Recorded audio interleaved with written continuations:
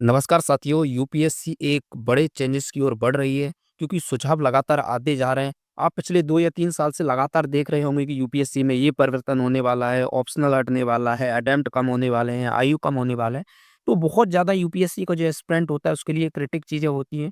लेकिन अभी जो सुझाव आए हैं, चूँकि आज 1 अक्टूबर है और यूपीएससी का जो लगभग 100 वर्ष पूरे होने वाले हैं और ऐसे में डीडी न्यूज़ के द्वारा प्रोग्राम भी रखा गया है। तो संपूर्ण चीज़ों पे चर्चा करेंगे कि क्या-क्या चीज़ें होने वाली हैं, क्या-क्या समस्या हैं। ये आपके लिए बहुत इम्पोर्टेंट वीडियो है यदि आप यूपीएससी की तैयारी कर रहे हैं तो। सबसे पहले जो सुझाव आया है यूपीएससी का ये जो सबसे ज़्यादा चिंताजनक लोगों को लगा है कि ये क्या होने वाला है यूपीएससी में। क्योंकि कहा गया है कि आप यूपीएससी में केवल 2 अटेम्प्ट रखिए। सिर्फ़ 2 अटेम्प्ट की बात कही गई है और साथ में कहा गया है कि सिविल सेवा जो परीक्षा है उसमें कुछ सुधार करने की आवश्यकता है। बहुत लंबा चीज़ें हो गई हैं और एक लंबे समय से यूपीएससी में परिवर्तन नहीं किया गया है। तो इसी कड़ी में क्या-क्या चीज़ें हो रही हैं, वो हम देखते हैं आगे। दोस्तों, जैसे कि आपको मैंने बताया कि 1 अक्टूबर 1926 को जो यूपीएससी है, उसकी स्थापना हुई थी। यानी यूपीएससी का जो अपना 100वें वर्ष में एंट्री करने वाला है, यूपीएससी को 100 वर्ष होने वाले हैं। इसी में चूँकि एक संवाद रखा गया है, इसलिए ये पॉइंट निकल के सामने आया है। और ये पहली बार ऐसा होगा कि यूपीएससी का एक चेयरमैन आके लोगों के जो यूपीएससी एस्पिरेंट है उनको जवाब देंगे। यूपीएससी के चेयरमैन अजय कुमार आज यानी 1 अक्टूबर को दोपहर 12 बजे से लेके 1 बजे के बीच में डीडी न्यूज़ के पे आपको देखने को मिलेंगे। साथ में ही आप यूट्यूब चैनल पे इनको देख सकते हैं। यहाँ पे बहुत सारी चीज़ें ये चर्चा करेंगे। हो सकता है ये यहाँ पे बताएँ कि क्या-क्या चेंजेस होने वाले हैं। साथ में यूपीएससी की डिमांड क्या है, ये सारी चीज़ों पे चर्चा करेंगे। साथ में ही स्टूडेंट के जो डाउट हैं, उन पे भी चर्चा करेंगे कि विद्यार्थियों के जो डाउट है उनका समाधान क्योंकि इसमें डायरेक्ट इंटरेक्ट जो स्टूडेंट और यूपीएससी चेयरमैन के बीच में होगा। इसी बीच जो पुरानी चीज़ें हैं वो निकल के सामने आई। भूतपूर्व डायरेक्टर भूतपूर्व डायरेक्टर कौन? लवास नाके। संजीव चोपड़ा जी ने सुझाव दिया कि यूपीएससी में सिर्फ 2 प्रीलिम्स होना चाहिए। उन्होंने कहा कि जनरल कैटेगरी के लिए जो 6 प्रयास हैं उनको घटाकर केवल 2 कर देना चाहिए और उन्होंने कहा है कि एक नया नियम बनाना चाहिए कि एक बार यदि कोई व्यक्ति प्रीलिम्स पास कर लेता है, मान लीजिए कि आपने 2026 में प्रीलिम्स पास कर ली, तो फिर इसके बाद ये वाला मेंस भी आप लिखें और अगले वाले जो 2027 में प्रीलिम्स होगा उसमें आपको प्रीलिम्स ना देके सीधा मेंस में एंट्री की जाए। एक बार प्रीलिम्स पास करने पर उम्मीदवार को लगातार 2 बार मेंस देने का मौका दिया जाए, ये इनके द्वारा कहा गया है। यानी इनके द्वारा कहा गया है कि 2 अटेम्प्ट में ही व्यक्ति को 4 अटेम्प्ट मिल जाएँगे। यानी यदि कोई व्यक्ति 2 बार प्रीलिम्स का प्रयास करता है और दोनों प्री पास होता है, तो उसको अधिकतम 4 मेंस का अवसर देना चाहिए। ये चीज़ें देखने में बड़ी लुभावनी लग रही हैं, लेकिन चीज़ें बहुत ही क्रिटिकल हैं क्योंकि आपको पता है कि यूपीएससी सिर्फ़ कोई एलीट वर्ग तैयारी नहीं करता, इसमें ग्रामीण क्षेत्र के परिवेश के बच्चे तैयारी करते हैं। और सामान्यतः ऐसा देखा गया है कि यूपीएससी का जो सक्सेस रेशियो है, यूपीएससी के डाटा जो अभी तक निकल के आया है, यूपीएससी का जो सक्सेस रेशियो है, वो तीसरे या चौथे अटेम्प्ट में निकल के आता है। यानी ज़्यादातर जो विद्यार्थी यूपीएससी की तैयारी कर रहे हैं, उन्हें लगभग चौथे अटेम्प्ट में जाके सबसे ज़्यादा सिलेक्शन होते हैं। पहले या दूसरे अटेम्प्ट में मुश्किल से कोई अपवाद के रूप में सिलेक्शन होते हैं, यानी बहुत कम सिलेक्शन होते हैं। सबसे ज़्यादा जो विद्यार्थी है तीसरा या चौथा अटेम्प्ट देता है, तब उसकी सफलता की संभावना सबसे ज़्यादा होती है। ऐसे में जो आपके प्रयास है 6 से घटाकर 2 करना कितना सही होगा या कितना स्टूडेंट के लिए दबावपूर्ण हो सकता है, वो भी महत्वपूर्ण है। दूसरी बात है चूँकि यूपीएससी कोई सिर्फ़ ऐसे विद्यार्थी तैयारी नहीं कर रहे हैं जो ऑक्सफ़ोर्ड या बड़ी-बड़ी यूनिवर्सिटी में पढ़ रहे हों, बल्कि इसकी तैयारी करने वाले कुछ छात्र हिंदी पृष्ठभूमि से हैं, जिसके जैसे ग्रामीण पृष्ठभूमि से कई लोग तैयारी करते हैं, जिन्हें पहले पहले या दूसरे प्रयास में पता ही नहीं चलता है कि क्या हुआ। दूसरा ये केवल नौकरी नहीं है क्योंकि हमारी समाज, सोसाइटी और पूरे देश में ये एक बात सामान्यतः ये देखी जाती है कि यूपीएससी एक नौकरी नहीं है, बल्कि सामाजिक उत्थान का माध्यम है क्योंकि एक बार यूपीएससी में सेलेक्ट होने के बाद उसके परिवार, उसके आस-पास के लोगों का भी उत्थान होता है। दूसरी बात ये कही गई कि यूपीएससी के द्वारा जो प्रतिभा सेतु प्रोग्राम लाया गया कि जो लोग मेंस दे चुके हैं, उनके लिए कुछ विकल्प तो इसमें कुछ ज़्यादा दिखाई नहीं दे रहा है क्योंकि आप देखेंगे तो हर साल प्रतिभा सेतु पर लगभग हर साल आपको पता है कि 10 से 12,000 लोग मेंस लिखते हैं और 10 से 12,000 लोगों में से 3 से 4,000 लोग इंटरव्यू के लिए जाते हैं। जो इंटरव्यू के लिए जाते हैं वो प्रतिभा सेतु पर रजिस्टर होते हैं, तो यानी हर साल 3 से 4,000 लोग प्रतिभा सेतु पर रजिस्टर होते हैं। लेकिन अभी देखा जा रहा है कि मुश्किल से 40 से 50 लोगों को इसके माध्यम से नौकरी मिल रही है। यानी ये जो प्रतिभा सेतु को इतना बढ़ा-चढ़ा के पेश किया गया था, वो भी उसका कोई बड़ा परिणाम नहीं निकल के आ रहा है। दूसरी बात है कि लोगों को लगातार परिणाम का डर रहता है, क्योंकि कोई भी व्यक्ति, इवन जो टॉपर होता है, उसको भी रिज़ल्ट से पहले पता नहीं रहता है कि मैं पास होऊँगा या फेल रहूँगा, यानी सफलता का हमेशा डर बना रहता है। ऐसे में जो लगातार कुछ यदि नियम चेंजेस होते हैं, तो ये नियम कुछ विशिष्ट परिवार के लोगों तक ही सीमित कर सकते हैं सिविल सेवा को। आगे देखते हैं इसमें क्या-क्या चीज़ें हैं। यूपीएससी में अगर सुधार करना है तो इसमें कुछ और भी सुझाव जो पहले आ चुके हैं, क्योंकि ये जो अभी के सुझाव थे 2 प्रीलिम्स का, इसके अलावा इससे पहले भी कुछ सुझाव आ चुके हैं, उनको भी हम देखते हैं।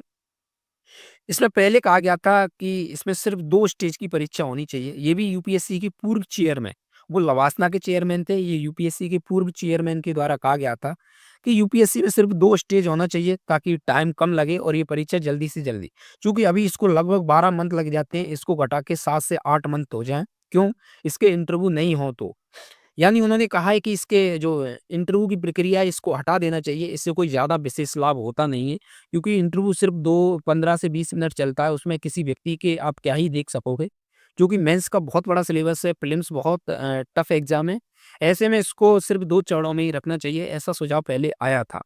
तो ये काफ़ी महत्वपूर्ण सुझाव था, लोगों ने इसको एप्रिशिएट भी किया था कि ये ऐसी चीज़ें की जानी चाहिए। दूसरा सुझाव ये आया था कि रीजनल और लोकल भाषा को महत्व दिया जाए। अभी वर्तमान में आप दोस्तों देख रहे होंगे कि लगभग यदि 1000 वैकेंसी आती हैं, तो उसमें लगभग 900 से लेके 950 व्यक्ति इंग्लिश मीडियम के होते हैं। जबकि जो भारत है हमारा, उसमें इंग्लिश बोलने वाले मुश्किल से 2 से 3% लोग होते हैं। यानी जिन लोगों की संख्या 2 से 3% है, वो यूपीएससी जो कि सामाजिक उत्थान, नौकरी ना मान के सामाजिक उत्थान का माध्यम माना जाता है, उसमें सिर्फ़ 950 लोग इंग्लिश मीडियम के सिलेक्टेड होते हैं और रीजनल लैंग्वेज, चाहे वो हिंदी हो, कन्नड़ हो, गुजराती हो, बंगाली हो, मराठी हो, उसके सिलेक्शन मुश्किल से 100 से कम सिलेक्शन होते हैं। तो यानी ये कहा गया है कि जो जिन लोगों के लिए शासन करने के लिए इन लोगों को जिन लोगों के लिए काम करने के लिए इन लोगों को नियुक्त किया जा रहा है, उन लोगों का जो प्रतिनिधित्व है वो बढ़ना चाहिए। ऐसे में रीजनल लैंग्वेज यानी लोकल भाषा को महत्व दिया जाना चाहिए।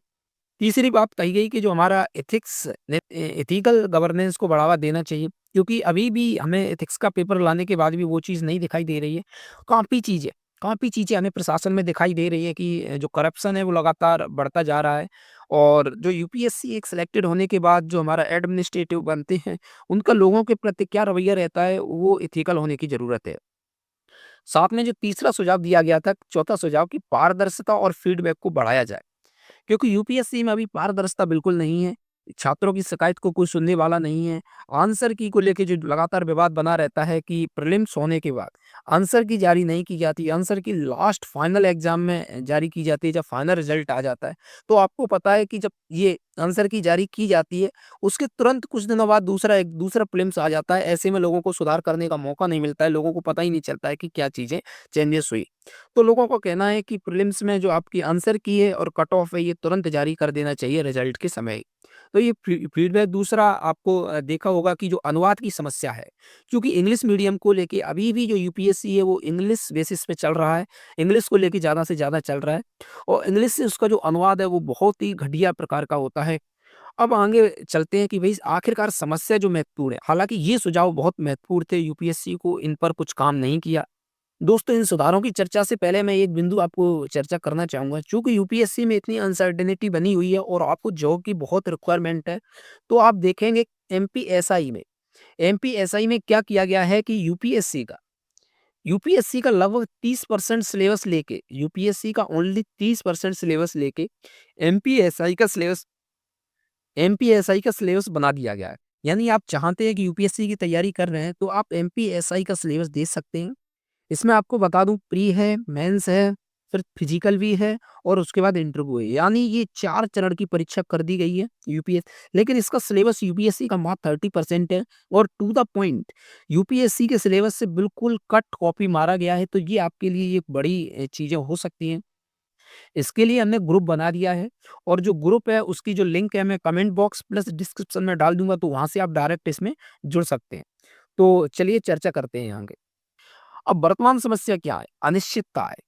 यूपीएससी का पता नहीं रहता है कि क्वेश्चन कहाँ से पूछेगा, यानी उसका जो पेपर होता है, उसका कोई आइडिया नहीं रहता है, चाहे वो सिलेबस चाहे यूपीएससी कुछ भी दे, लेकिन उसके जो क्वेश्चन होते हैं, उसकी कोई निश्चितता नहीं होती है।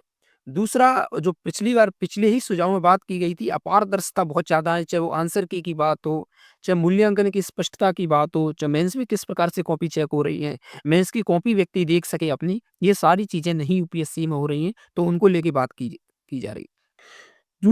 तीसरा जो आपकी ट्रांसलेशन की बात कही जा रही है, चूँकि इंग्लिश से हिंदी में जो ट्रांसलेशन होता है, वो इतना घटिया होता है कि लोगों को समझ में नहीं आता है।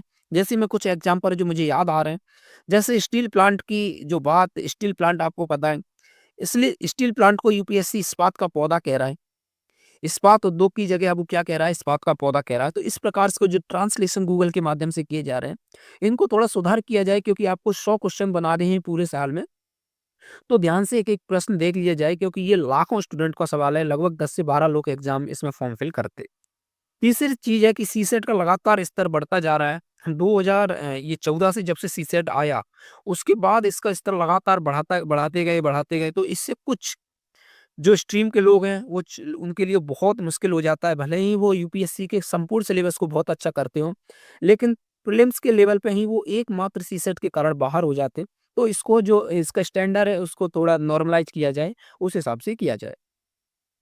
मैं यही कहूँगा, कंक्लूजन यही कहते हैं कि जो बयान दिए जा रहे हैं लगातार, क्या यूपीएससी को या डीओपीटी के मंत्री या सचिव को स्पष्टीकरण देना चाहिए? क्या भविष्य में यूपीएससी इस तरह के सुधारों के लिए आगे बढ़ रहा है, ताकि स्टूडेंट जो हैं, वो अपने आप में स्पष्ट रहें कि आगे यूपीएससी में क्या होने वाला है? या उनको स्पष्ट कह देना चाहिए कि 4 साल या 5 साल तक कोई यूपीएससी में भी परिवर्तन नहीं हो रहा है, या 2 साल के बाद यूपीएससी में हम चेंजेस लाने की कोशिश कर सकते हैं। तो इस प्रकार का स्पष्टीकरण देना चाहिए। साथ ही यूपीएससी को अगर सुधार करना है, तो जो बुनियादी संरचनात्मक सुधारों पर ध्यान देना चाहिए। जैसा कि हमने पहले बात की, ट्रांसलेशन की बात पे ध्यान देना चाहिए। दूसरी बात है कि जो आपका रीजनल लैंग्वेज है, रीजनल लैंग्वेज में बहुत कम स्टूडेंट जा रहे हैं, उनको कैसे एंटर किया जाए, वो सुधार करना चाहिए। मूल्यांकन में ये सुधार करना चाहिए। जो सीसेट है, जो लोगों को जो मुश्किल बना रहा है, उस पे ध्यान देना चाहिए कि इसको एक नॉर्मलाइज़ किया जाए। एकदम से ऐसा नहीं किया जाए कि सिर्फ़ कुछ ही लोग इसको पास कर सकें। तो इन चीज़ों पे ध्यान यूपीएससी को देने की ज़रूरत है। आप लोगों का क्या कहना है, क्या 2 अटेम्प्ट सही है, या सुधारों को लेके आपकी जो भी बिंदु हो कमेंट बॉक्स में ज़रूर दीजिए, क्योंकि इस प्रकार की वीडियो ज़रूर वहाँ तक पहुँचते हैं, अगर आप ज़्यादा लाड या प्यार देते हैं।